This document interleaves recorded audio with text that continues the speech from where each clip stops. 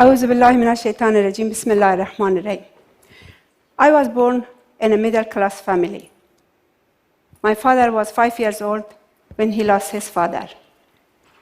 But by the time I was born, he was already a businessman.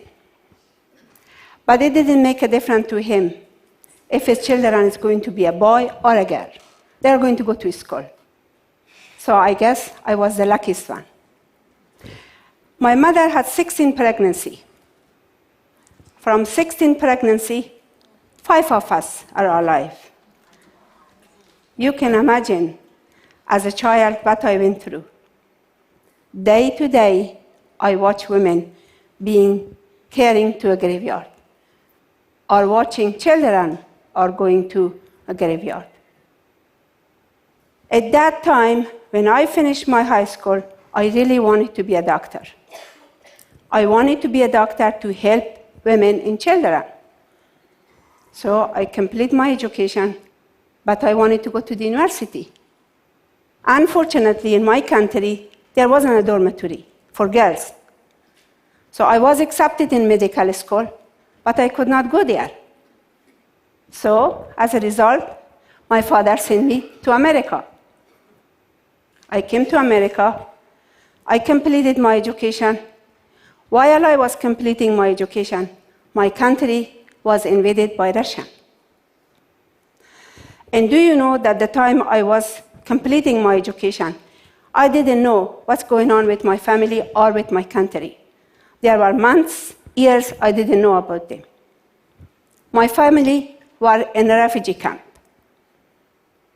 So as soon as I completed my education, I brought my family to America. I wanted them to be safe. But where was my heart? My heart was in Afghanistan. Day after day, when I listened to the news, when I follow what's going on to my country, my heart was breaking up. I really wanted to go back to my country. But at the same time, I knew I could not go there because there wasn't a place for me.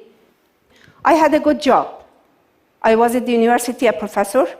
I earned good money. I had a good life. My family were here.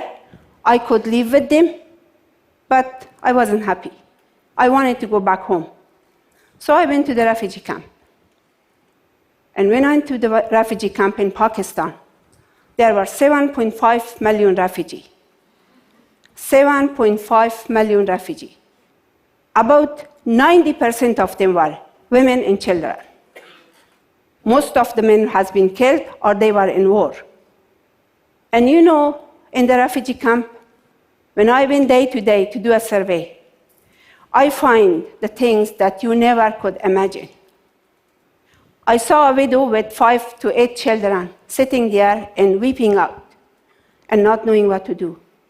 I saw a young woman have no way to go anywhere, no education, no entertainment, no place to even live. I saw young men that they lost their father in the home and they are supporting the family as a 10 to 12 years old boy, being the head of the household, trying to protect their sister and their mother and their children. So it was a very devastating situation. My heart was beating for my people, and I didn't know what to do. At that moment, we talk about momentum. At that moment, I felt, what can I do for these people? How could I help these people? I'm one individual. What can I do for them? But at that moment, I knew that education changed my life. It transformed me. It gave me a status. It gave me confidence. It gave me career. It helped me to support my family, to bring my family to another country, to be safe. And I knew that at that moment, that what I should give to my people is education and health. And that's what I went after. But do you think that it was easy? No.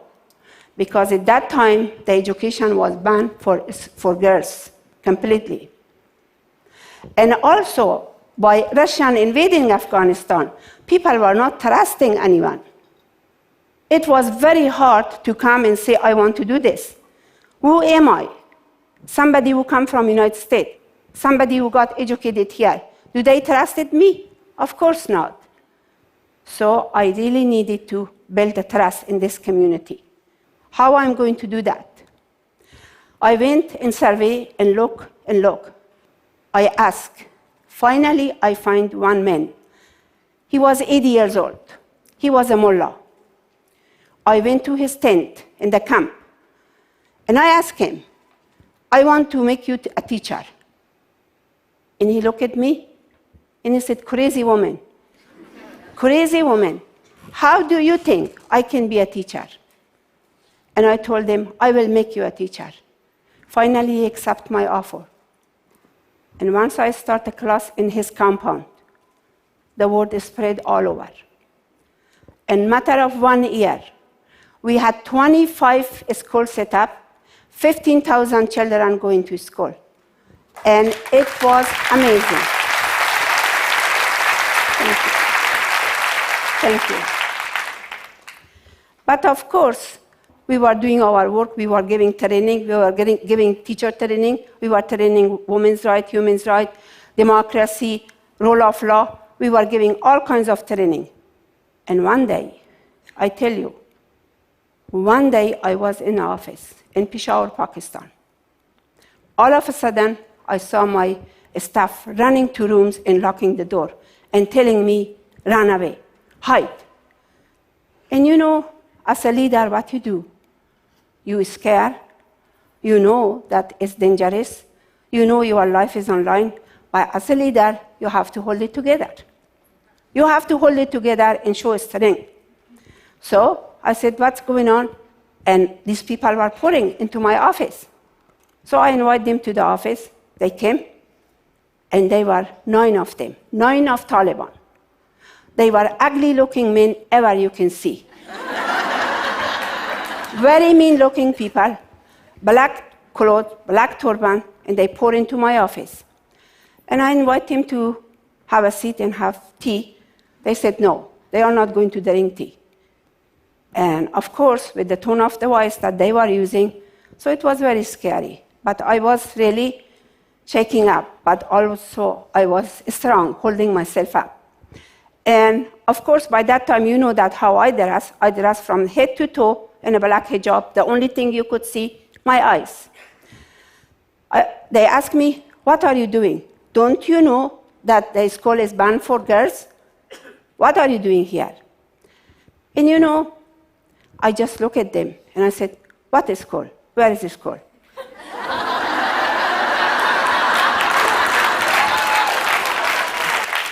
And they looked at my face and they said, you are teaching girls here. I said, this is a house of somebody. We have some students coming and they are learning Quran, holy book. And you know, Quran says that if you learn the holy book, the woman, they can be a good wife and they can obey their husband.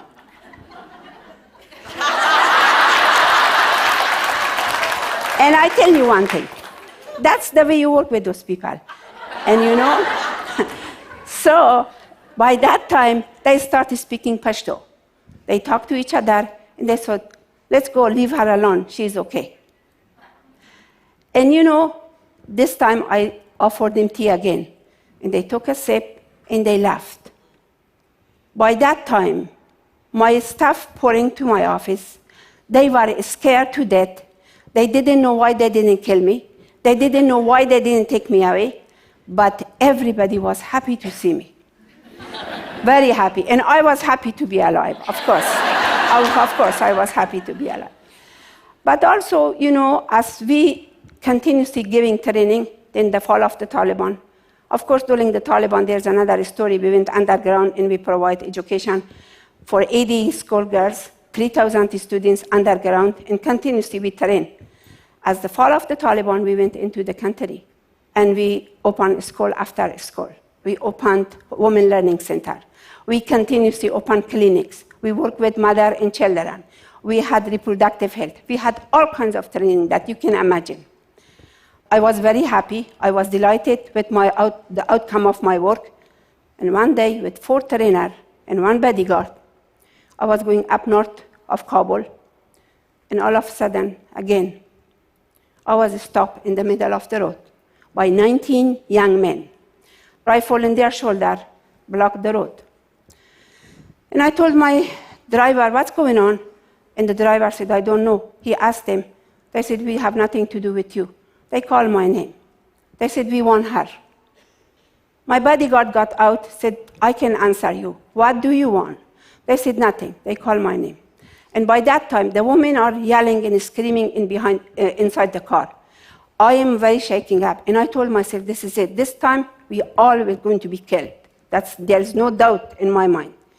But still, the moment comes and you take strength from whatever you believe and whatever you do, it's in your heart. You believe in your work and you just walk on it. So I just hold myself in the side of the car. My leg was shaking and I got outside. And I asked them, what can I do for you? You know what they said to me? They said, we know who you are. We know where are you going. Every day you go up north, here and there. You train women, you teach them, and also you give them opportunity to have job. You build their skill. How about us?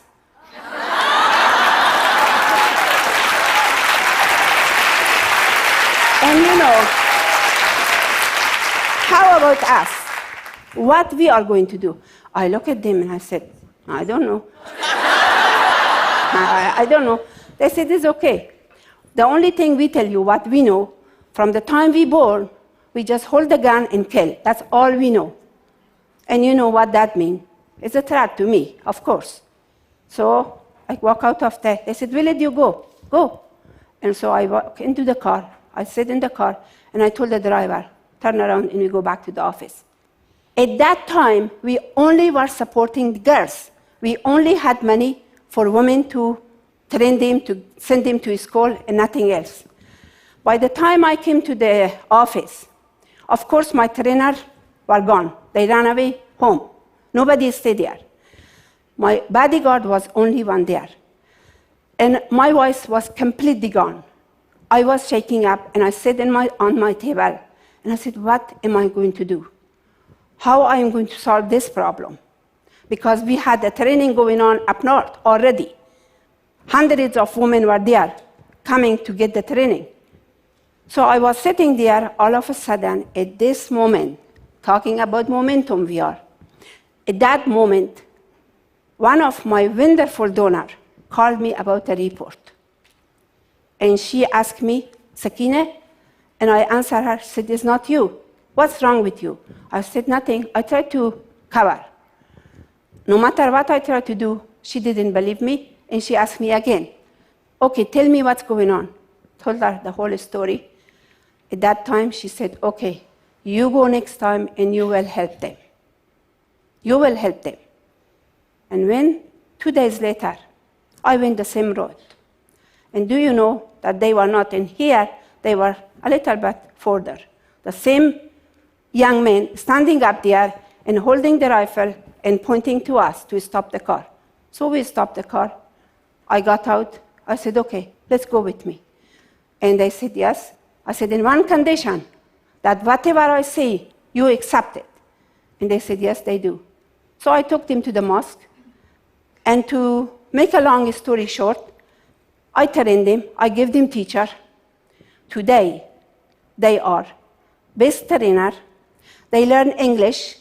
They learn to be a teacher. They learn computer. And they are my guide person. Everywhere that is unknown to us, in the mountain area, they go with me. They are ahead, and we go. And they protect us. And thank you. Thank you. That tells you that education transforms people. When you educate people, they are going to be different. And today or ever, we need to work gender equality. We cannot only train women, but forget about the men. Because the men are the real person who is giving the woman the hardest time. So we start training men because the men should know the potential of women. Know that how much potential this man has and how much these women can do the same job as they are doing. So we continuously giving training to men. And I really believe strongly. I live in a country that it was a beautiful country. I just want to share this with you. It was a beautiful country, beautiful, peaceful country. We were going everywhere. Women were getting education, lawyer, engineer, teacher. And we were going from house to house. We didn't never lock our door. But you know what happened to my country? Today, people could not walk out of their door without security issue. But we want the same Afghanistan we had before. And I want to tell you the other side. Today, the women of Afghanistan are working very, very hard. They are earning degree. They are turning to be a lawyer. They are turning to be a doctor back again. They are turning to be a teacher, and they are running businesses. So it is so wonderful to see people like that into your complete potential. And all of this is going to happen. I want to share this with you because of love, because of compassion, and because of trust and honesty. If you have these few things with you, you will accomplish. We have one poet, Maulana Rumi. He said that by having compassion and having love, you can conquer the world. And I tell you, we could. And if we could do it in Afghanistan, I am sure 100% that everyone can do any part of the world. Thank you very, very much. Thank you. Thank you. Thank you. Thank you. Thank you very much.